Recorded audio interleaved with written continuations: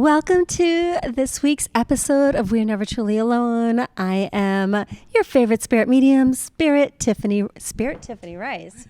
What? Tiffany Rice. I'm always saying Spirit Tiff instead of Tiff, and so I just got confused. But anyways, I'm so excited because this week we have my good friend Misty Lynch on. Misty Lynch is a financial advisor, and she has her very own podcast, and you also have your own show. You have like so much going on. Like you have gone completely mainstream when it comes to financial advising. So welcome, Misty. What is going on in your neck of the woods? Thank you so much for having me. I'm excited to be here. I currently own Soundview Financial Advisors here in Walpole, Massachusetts. And you're right. I do, all things. I love talking about money with people. It's such an uncomfortable topic for so many people. But it's something that we all think about all the time. Every day we have to deal with it. So with the book, the podcast, the show, really just trying to figure out ways to get more people to just even be aware, less shame, less judgment on themselves about their money and the fears and questions that they have, and hopefully just make some better decisions. And you know what? The approach to having better finances is so different. I remember when I used to work in corporate, and it would be once a year, we would have the human resource department come in, and they'd have a financial advisor come in, and it would be so, what to do with your investments for 401k, and which is great. And I have a 401k, like I have investments and so forth. But now I feel like it's a little bit more easier to talk about rather than just the dreaded once a year you meet with someone, It's out there. Like I see so many things on TikTok from other financial advisors that give like little tips and tricks, and I think that that's just so much more helpful. Right. The once a year sit down, get a lecture. People dread it. And that's how the whole industry was for a long time. Yes. You met with your financial advisor once a year. That's what they were legally required to do. And that was really, to me, that's the bare minimum. A lot of my clients are, they have a lot of things that are competing for their money. They have children, they have aging parents, they have businesses, they have families, they have pets, they have all these things that are going on. And so to have a once a year check-in and assume that person has a clue about your life or how things are going, or can be there to answer the phone if you say like, okay, oh my God, my car just broke, what do I do? Right. Like, so that's kind of the way things used to be. And I think that's why it kind of has a bad reputation, or most people feel like that's not exactly their favorite topic, when, it really is something that we are dealing with all the time, the same way you have to eat every day, the same way you have to learn about all these other things that are just a part of life. Right. Money is really a big part of it. And a lot of times we don't really get a great education at home because no one wants to talk about it, or maybe they're not doing everything perfect. And so it's just one of those things that I feel like is so important. If it's those tiny minute-long tips, or if it's one conversation that you have with somebody that sets you up on the right path, those things can really change the course of your life. Right. So, it's sometimes those conversations, really the one with HR is a lot of times all people really get. And sometimes that helps people do enough to eventually be able to retire someday or have some savings. So it's definitely more work to be done.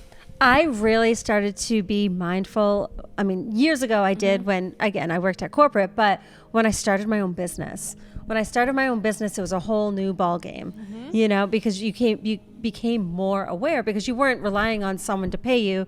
You had to learn how to make money yourself and become resourceful. Yeah. So that's when I started to really focus in on investments. So my question would be to you, if someone's doing a small business, a lot of my friends are already in small businesses, how can they expand their money? How can they be smart with their money? Like, do you have any some facts or some tips, or even when I had to open up a different business account, like for my bank, that was something where I didn't even think about. And it's like I have 4 different accounts now, and I have money going here, money going into there, so it can be super, super confusing. So is there any simple tips and tricks you could probably share with people that are in their small business?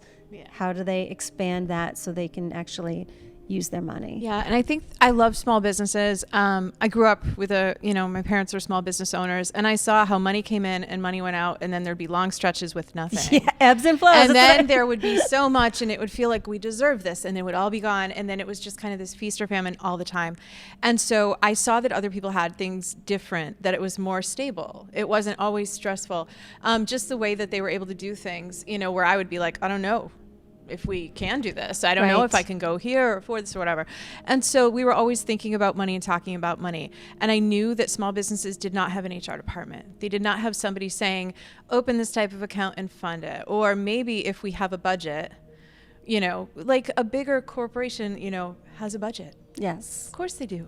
They have to pay people, they have to have supplies, all of these things. But small businesses, they really have to, you know, I think it's really important for small business owners to take it out of, even if it sprung from being a hobby or something they were just naturally really good at. Yes. And then they're like, oh my gosh, I'm actually making money. Maybe I can leave this job that I don't want to do anymore, to really do things like set up their own account for that, separate it from themselves, and treat it almost like, even if it is their business, like they are an employee of this business, even if it's just you, and treat it like, okay, you're making decisions as an owner.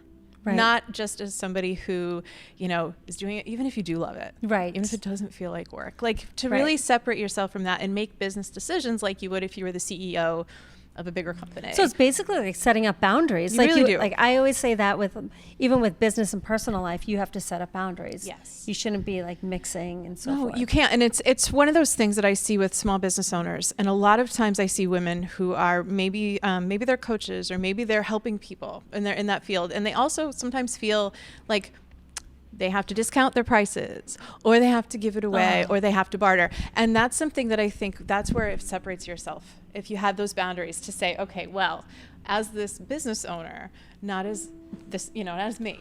That is not a way we can stay in business. That's not going to be profitable. And I see sometimes, especially during, you know, recessions or when it's tough economically, people immediately want to cut the prices. They want to get business in. But panic. It's that panic mode. Yeah. Those boundaries are there for a reason to say, no, I need to make this in order for the business to be viable.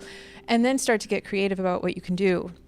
Maybe you offer more value, or maybe you are marketing in a different way, or maybe you stay out there front and center instead of hiding. Because that's something that's natural to do when you feel like, oh, no one can afford this right now. I shouldn't, you know. But that's almost like a self-sabotaging talk. You know, because I've gotten to the point sometimes where I feel like I've been so busy, and then it's that dry spell of crickets, and you're like, I don't know. What if I should lower? What if I do this, or what if I do that? And then sometimes I feel like I shoot myself in the foot by doing it. Yeah, I think those are the times where you have to kind of plan for that maybe there is going to be a certain season that is different or slower. And that's where if you have, you know, if you're able to track things, if you're able to, you know, the way that you might look at your bank statement or your bookkeeping and say, okay, like March is typically a very busy month. So how much does it cost to be you all year long on average? And so when you have those busy months, all the money doesn't go out the door. You kind of figure out, okay, well, this can get me through the slower month. And then as things start to shift and get busier, you can start to think about how you can put your money to work when there are those excess amounts. And then live off of and know you can get through those tougher times, the slower months, the quieter ones, and maybe plan things differently. Maybe that's when you ramp up your marketing, or you do some videos, or you maybe go speak. Or you do certain things where you feel like, okay, I know I'm going to have some time to breathe here. That's when I'm going to get front and center, because it's very natural to want to retreat. Exactly. And that's the worst thing you can do in this type of economy. It really is. So basically what you're saying is, if you can plan out your year, and just even if your basic budget of how much is your mortgage, how much are your bills, how much, you know, your phone, all that stuff, how much are the kids, you know, like if you can come up with like an average on a monthly basis, and just make sure those are met. And plan ahead. It's all about planning ahead financially, right? And it's one of those things I always noticed when I was a kid. I was like, this isn't a surprise. Christmas is always in December. Or we're always, you know, we always have this going on when we go back to school. And it always felt like, what's this bill going to be this month? They'd open the mail or they wouldn't want to answer the phones when we had phones that would ring on the walls back in the 80s. They'd be like, oh, I don't want to answer it. And so it was just interesting, because the more you actually pay attention, it's just awareness. It's not that it's bad or good. It's just, okay, I know this usually comes in if I have this much. And then you might say, okay, maybe I do need to supplement with a part-time job to keep this business going. Well, you know what? And that's okay. Here's the thing with that, because I have a lot of friends that they have their full-time gig, meaning their own business. But when times are slow, it's an ego thing, right? Because it's almost like they feel like they're letting themselves down. But at the same time, like, one rule of thumb about owning your own business is you have to be open to pivoting. You do. You absolutely do. And that could be a different line of business, or that could be knowing that, okay, this is year one, or this is year two. And a lot of times businesses do give up, maybe if they gave themselves a little more runway, or if they built up a little more savings. Right. To get through that first year or finding those clients that they need, they do better. But for me, even I've always had like a budget, which is the budget that I use day to day. Yeah. I also know what I would cut first if I had to at all times.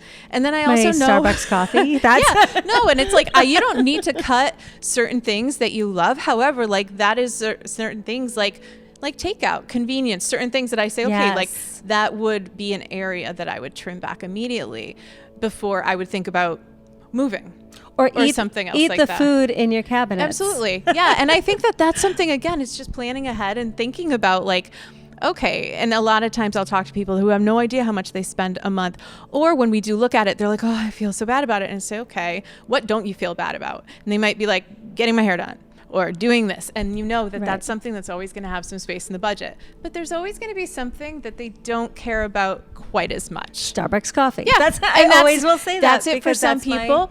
And it's like, okay, can you do that in order to stay in business? Of course. Right. Of course. But it feels like, I can't afford my coffee. I panic. And then you're like, but that's what should I saving do? like $25 for me personally. That saves me like $25 a week, which is $100 a month, which is $1,200. Yeah. And I think for a lot of times, like that can pay like a month's rent where you are, wherever you are with your business. There's certain things that it's just so important to know, and awareness. And people are usually intimidated at first when we talk about the planning, but afterwards, I haven't met a single person that felt like not this huge amount of relief, even if they didn't change a thing, but just knowing like, okay, these are my numbers. Right. This is what it is. And like, I have, I feel comfortable when I have this much saved. The business costs this much a month to run.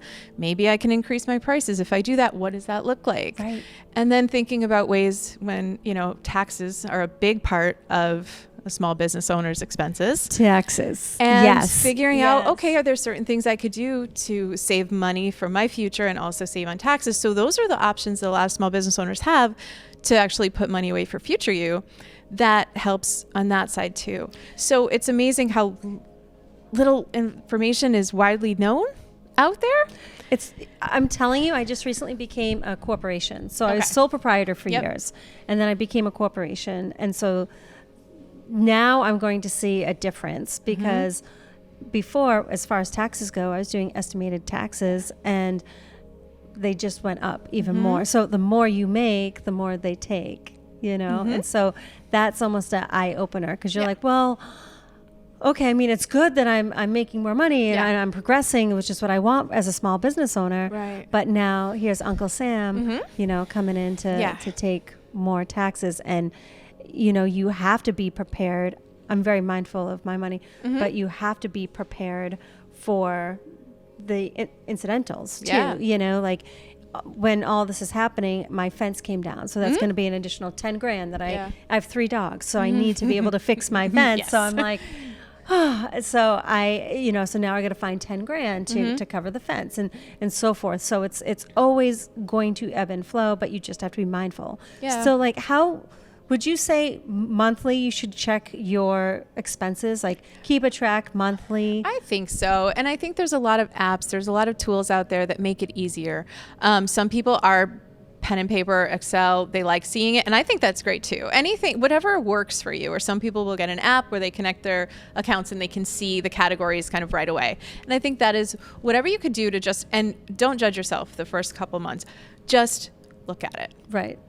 Just look at it, and if there is something that feels off or is redundant or is something that you didn't even know you're still paying for, cut that right away. Right. And then I think what you can do is then just try to figure out like, okay, what do I want? And a lot of times with budgeting, people don't leave any room for themselves to change or grow. Right. They're like, okay, well, I have X dollars. This goes to the rent. This goes here. This goes there. But they're not really saving that space for something new. So I know I like taking courses. I like learning new things. So I kind of have that part of the budget. So you add that in. I do. Yeah. I add that in saying I know, and it might not be this month, or it might not come up, and that can maybe roll into next month. But there usually is. I know from being aware, I know myself. If somebody is like offering this amazing experience or course or even coming to an event. I love doing those things. And so I kind of plan for that in advance. But that's good to look at it that way too, because I would be someone that would just think, I'm so literal, I would just take all my bills and say, okay, my bills are $203 a month, I'll round it to $210, you know, and give it like just $7 extra. And that's why budgeting sometimes to people feels painful. You're right. It feels like punishment because you're like, okay, this is how much I have left, and instead of saying, okay, this is how much is coming in, this is how much I know I need to like not get evicted, not get, you know, sued or whatever. And then there's usually some remainder where you can either figure out like, okay, on a good month, like maybe this is where, you know, I would add some savings for, because I like to travel, I like to go on vacation or for a time with friends, because maybe that is something that's super important to you, instead of being like, forget the budget, I'm doing it. Yes. What about like, well, that's a good thing too, because again, being a small business owner, if I am out sick or if I go on vacation, I'm not making money. So like, if I guess that would go hand in hand with my monthly budget. Like, okay, if I want to at least go away once a year and I want to spend $5,000 on my trip, I'm going to have to make sure I save. You're going to want to save for that. You're going to maybe look at your calendar, look at your, and say, okay, this is the month to go. Right. Or maybe this is wherever you want to go, maybe there's a time where you particularly want to go. So you might say, okay, I need to plan to work a little bit more, here to take that break, because you're right. I see so many business owners that left their job because they wanted more flexibility and they have no free time. None. They don't take a day off. And I don't think that's why any of us really went into being a business owner at all. But it happens because the business becomes this like hungry baby that always needs attention. Exactly. And then you get like, if I get an email at midnight and if I'm awake in my mind, I'm like, I'll just answer it. You never know. Maybe they want to book an event with me or what have you. And the more that you can start to put some boundaries around the business, I've even gotten very close to deleting email from my phone. And I feel like, because if I get an email during the weekend or at night, it will take me out of being with my kids. It'll take me right back to wanting to go to work to solve it. Even if the stock market's not open until 9:30 on Monday morning, it will kind of invade my time. And I feel like having some boundaries around your money and your time and your energy are really, really important to make sure that you still, and the problem will get solved. There might be certain things that come up, or maybe you say, I check emails twice a day or on Monday. And I think people understand that. I don't think anybody expects you to be working 24/7. When an idea or something pops in their mind, they might write it down. But I've never had anybody say like, you didn't get back to me Sunday at 2. Well, I mean, and that's the thing, like we all have to come back to, and I know you agree with me because I have a good vibration about you, but money isn't everything. Yeah. Because there's life to live. No, it's a tool, and it's something that like I feel I work with a lot of people who don't want a lot of money because they feel like it's going to turn them bad, and so they'll say like, oh, I don't want to pay more taxes, so I'm just going to slow the business down. Where it's like, no, it's kind of like it amplifies you. If you're a really good person and you have more money, you're probably going to do really good things or help more people, or it's really one of those things that you shouldn't be afraid of money. But again, it's not the end goal. None of my clients come to me because they want to die with X dollars in the bank. They have things they tell me they want to do. It's where they want to go. It's all of the things. And so we have to make sure as business owners, we still do those things. And we add in some room for us to change and to do it. And then also keep the business going, because maybe at some point you want it to live on. Maybe you want to sell it. Maybe that's part of your whole plan. And a lot of times we just see the business as being us. Exactly. But it's like ways to pivot, ways to, I also heard there has to be like five sources of income for you. So what would that entail? Because some of us for me, I have my career as a spirit medium, but then I also wrote a book, and then I also have candles, and I have my jewelry line. So I have like a little bit of different sources of income, but then we have investments, and that's what you're here for, is to help us sort out those investments. So as a business owner, maybe being a little bit conservative as far as like taking a risk financially on what to put in for, investments, what would you recommend? Yeah. So I think for business owners, it's really important to continue to invest in yourself. Like what you said, you have a book, you have other things. So you're kind of open to it, not just saying, I am just a spirit medium. Like I don't do that. Where I think, we look at Shark Tank, you look at these business owners, what they do is they made their money, but now they're using their money either to investing in the stock market is one of the most passive things you could do. We really don't do, it's not like, rental property where you actually have to like work on it. And, so I think there's a lot of like, so that part I think is very, for a small business owner to. They're selling feet pictures. There you go. I've had some people that is their fear. They're like, I just don't want to eat cat food. I have to sell feet pictures.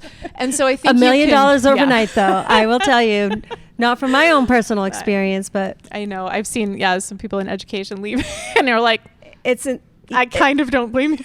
It's exactly. It's like, wow. So yeah, there's lots of different ways to make money. Very tempting. There's so many different ways to make money that I feel like creative. Once you start to actually expand, because a lot of people, they just you get a job, someone pays you, that's what you're worth, and they say I'm a $50,000 a year person or $100,000, and that's how they identify. And I'm like, why not more? Like, what else could you do? We all have choices. We all have the same 24 hours in a day. Mm-hmm. And so I think it's really good to kind of explore, like, okay, what are people asking you for as you're in business? Because that might kind of open up some things, because people might say like, they might come to me, but they're like, oh, they want financial planning, they want investment advice, but then they might ask me about, budgeting or different tools or their money mindset or some of the things. Right. And so I'm like, okay, I think that listening to what people are actually saying or asking for, or, once they open up, usually there's maybe a few more areas that you can maybe expand into, network with other people who are doing those things, and then those people might have other clients that are looking for you. Mm-hmm. And so I think that's one of those things that can be really important, is just to kind of keep an open mind instead of putting yourself in this role. Yeah. And saying that's all I'm going to do. Like when I wrote the book, I didn't really know if anyone would want to read it. What's your book about? What is it called? Tell us about your book. So it's the same as the podcast. It's Demystifying Money. And it really was just kind of about my money story and some of the common things that I was hearing all of my clients bring up. Money for them when they were a kid. Different. Some had a lot and felt guilty. Some had very little and felt shame. Nobody felt great. But it's funny that nobody felt great, but everybody like brought however they grew up into their adult. Yes. And so for that, I was kind of saying how like there's a lot of things you never questioned that you heard from other people. And so that became something I was telling so many of my clients about, that I said this could go into a book and just be like in a journal prompt or something like that, to kind of say like, okay, what did you hear all the time? Was it money doesn't grow on trees? Or was it, oh, that guy's such a jerk, or money, what did you hear? And then like, do you want to keep believing it? Right. And so that kind of led me to writing that book. And then the podcast was really talking to other entrepreneurs who help other people. What do they do? Because then when my clients come to me and they say like, oh, like I'm really struggling with this grief, maybe I know a therapist, or I know somebody who would be perfect for them to talk to. So I was like just open to talking to more people. But now it's just another thing that could be like, well, then you could get sponsors for a podcast. Like there's so many different ways to make money outside of what you do. But kind of, if it all feels aligned to you, even if it makes no sense to anyone else, right? I think it's worth like trying and just being kind of open to it, because things do evolve and change, and businesses change. And you never know. I got one of my friends asked me, there was a high-end massager company. Mm-hmm. It was a sports massager company, and so they were looking for someone to just do meditations. So they didn't want me at all for my mediumship, but since I teach meditation, my friend contacted me and said, hey, would you want to write some meditations for this company? So I wrote some meditations, they recorded it, and I got a paycheck. Yeah. And it wasn't Spirit Tiff, it was just Tiff doing meditation, But then you think about it and you're like, that was a sport, that was such a different industry than what you normally do. Oh yeah, it was pro sports. You're like, what other businesses would maybe want, a guided meditation to offer to their employees? Wellness, it's interesting. And I think people are, even when we're feeling like there's a recession, there's always money moving around. Always. Oh, I just came back from Vegas. Like, always. There's a lot of money. There's a lot of money to be had. They forget that. However, I have seen clients who were talking about, struggling, and then they find $8,000 to go to Taylor Swift. They find it's it. true. It's true. They find it. And it's like, exactly. wow, if Exactly. the value's there, if you want it bad enough, you will find it.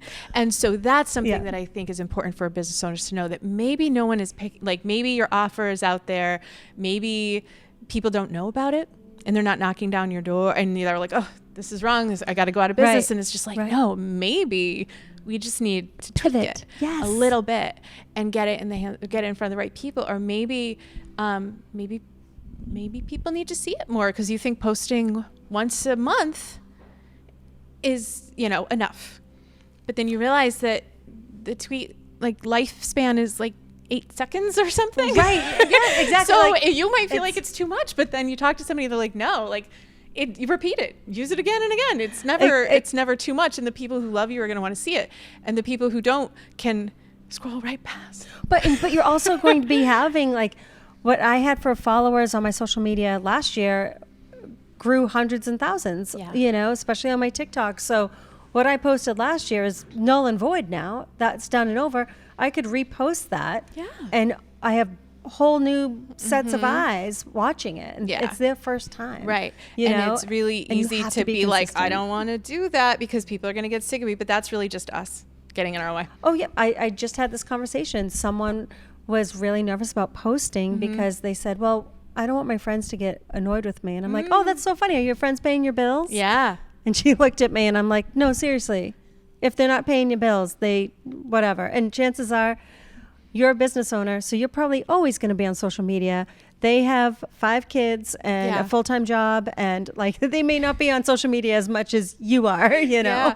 No, and I think it's funny to get past that, but then I think about some of my clients and some of my friends that like they like every single and I love that. Yes. And then there's a few of my friends too. Like one of my friends, she does like fitness and she works every workout. I'm like, love. Yes. Like, Because you're doing your because thing. she's my friend. And of course you're going to want to see it. It's just really us being like, oh, everyone's going to get so sick of us. No one really cares about us nearly as much as we think they do. Yes. When they're busy going about their own life. So it's really like, okay, no, this is a business and I have to like, this is my schedule. This is what we're doing. This is the plan for it. And then just making sure, pretend you have a boss who's going to be like, did you post today? Right. Did you update that website? Did you make that offer really clear so people know what they're getting? And I pretend I have a boss when I look at my calendar and I do what's on there every day. And then I plan time to leave at 3 if I want to. Maybe I work out in the morning and I go in later. But if it says at 9 o'clock, you're recording content, right? I never want to. No. But me last week that was making better decisions said we're doing this at 9. Yeah, so exactly. That's what we do. Exactly. And that's what you have to do. Again, pivot. Pivot. And looking at the budget, put it on the calendar. Yep. Make it something you do, just like you would if you were in a finance meeting, working at your old corporate job where you had to go look at it. And then, you kind of make decisions that way. I think when you do it, when you're not panicking, stressed, right, when you're not in that just zone, part of your work day. It kind of helps you kind of figure it out, or do the research for the type of high yield savings account you might need, or the brokerage account, or whatever business account that you might have, and then decide when it's going to get done by. Right. And I think that's the other thing that we want to take into consideration is like having that plan and being able to talk to someone like you where taking that risk doesn't have to be scary. Yeah, it shouldn't but be. It's only going to help you, especially if you're self-employed, because what are you going to do? Like for me, when I retire and I'm not able to do all my gallery readings at the rate that I'm going, and I'm not able to do all these things, there will be a point that is going to happen in my life. So I'm going to have to work less. So if I'm going to have to work less, I'm going to have some sort of retirement or savings so I can fall back on. Absolutely. Or that someone else is going to have to take care of you. Right. And that's not something that most people, that's the last thing they want, is somebody to, to have to depend on their siblings, their children, the government to take care of them, because they know that that's not exactly, ideal. But then they'll say, well, I'm a business owner. I'm going to do this till I die. Perfect. Right. I just want it to be work optional. Right. I want you to work once every 6 months if that's what you feel like doing. Gosh. Imagine that. And I there was like a meme where it was like, I want to be like Adele, work and then take 7 months off. Take 7 months off. And that's like, okay, maybe you're always working and that's fine. But you want to make sure that it's not because you have to hustle and grind, because it doesn't, your body might not keep up, or who knows, like you might have other things that happen. So exactly. I understand that argument, and I think it just delays paying attention to the finances now to be like, well, I'm going to do this forever. I'm never not going to work. No one in my family's ever not worked. To say, okay, cool, but what if we could just take those perfect clients, or we could sell the business and do what, maybe you could just do some more speaking or more consult, and then kind of think about maybe one day taking a little step back. So if we feel as small business owners, if we feel really stuck and trapped in that financial debt of putting so much money into your business and you're not getting the clientele, I know we touched briefly on, because I agree with you, we have to learn how to pivot. Like, okay, then go to somebody else's space and maybe do an event there or what have you. But do you have any other solid tips that you could give where it's okay, so we obviously have to be able to pivot and be versatile with wherever it is that where we're gonna go, and then what about, like, I don't even know, if there was somebody that was doing retail, they offer sales, the sales aren't going as well, but would you even think about like maybe reselling their retail to like as wholesale to someone else? I mean, what would you recommend? I think what's important is to not feel like you have to burn everything to the ground and start over. Maybe your stuff isn't selling, or people aren't coming into your location. Maybe you can start showing some things online, or maybe you can start thinking about, like, who loves my stuff? Ask them, what would you like to see more of? What makes you come into the store?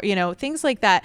A lot of times we're afraid to ask for feedback because we don't want to hear anything negative. But I feel like the people that love your business are the best people to talk to about, like, well, what would you want to see? And then, or like, what makes you, like, what's catching your eye lately? And they might say, oh, well, I love watching TikTok because I'll see this, or I see these people using this, or I love it, but I don't know exactly how to buy it. Or sometimes I just click on that and it brings me right where I want to go. So I'll shop on Amazon instead of going to the store. So I think it's really important to kind of not feel like you have to redo everything, but to kind of get really curious about what might motivate somebody to kind of either want to work with you or come in, or maybe there's people that are lurking that have been thinking about working with you and you're just not making offers. You're just offering education. They don't even know that they can work with you. So being like, this is how I help people. Is that clear? Like, you can book me for this. You could book me to speak to your business. You could book me to come private or whatever. Right. And I think sometimes people just don't know. Right, exactly. That's true. We assume they know. So I think it's kind of asking questions, seeing like what else other people are doing. What is somebody who's maybe, doing something that you admire, and it's like so many people have figured things out or gone back to the table and figured out a way to do it differently, that a lot of times it's really just not getting so in love with the way you do things. Right. And being open to maybe changing, or maybe looking at, getting into a different market. Look at Stanley. This company has been around for 100 years. Right. Selling cups to construction workers. And now all of a sudden they're in Target and every middle schooler has a giant, like, it's crazy. This is crazy. Yes. But it isn't. It's like not a 20 years thing. Ago, nobody cared. It was kind of getting like a pretty color and attracting a whole new world of people. Yes. So it's kind of being super curious, not being like so defeated, not being afraid. I'll ask my clients all the time, like, do you even want more budgeting? Do you want like coaching calls? And like, I had a time where I was offering like group coaching, and I had people sign up, and then they immediately all became individual clients. And then I realized they don't want to talk about this stuff in a big group. Yeah.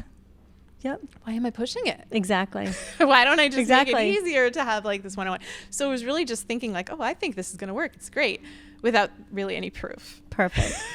Well, I am so glad that you were able to come on. I know. Thank you. I feel like you're like just a wealth of knowledge of everything. No pun intended. Dun, dun, dun. But I do feel like you have so much to offer. And so you have your book out, you have your podcast out, and you're so easy to listen to. Like I said, I had my fears of meeting with a financial advisor when I worked for corporate. And it was like my yearly review. And it was like, well, Tiffany. And it was like always this. We should save more. Yeah. Spend less. Yes. Kind of fun. Yeah. So exactly. So I'm so glad that you brought a breath of fresh air into the whole world of financial advising. And, I guess the moral of the story is start saving. And like you guys in small businesses, even if you feel like you are at the bottom and you don't know how to make your way up anymore, now is a good time to start preparing. Write out each month what your bills are, how you can prepare. Add in that like little extra for, okay, yeah, well, I do like to get my Starbucks coffee, or I do like to get a pedicure, or manicure, or I do like to take classes to increase my business, which is a tax write-off, by the way, guys. The more you put in your business, the more you can write off. But if you're in a lull, maybe start to do that now. Yeah, I think that's a good time to do it. Just think about how you want things to be in the future. Think about if you were a fully booked coach or you were a packed store, would you discount everything? Would you take on these clients that don't really light you up? And try to make decisions like that person would that's already there. You would save money. You'd put something away. You'd take care of yourself. You'd make those smart tax decisions, business decisions. And then I think like if you put yourself in that mindset, it's very easy to eventually, that's just where you end up. It just flows. Just like life, it just flows.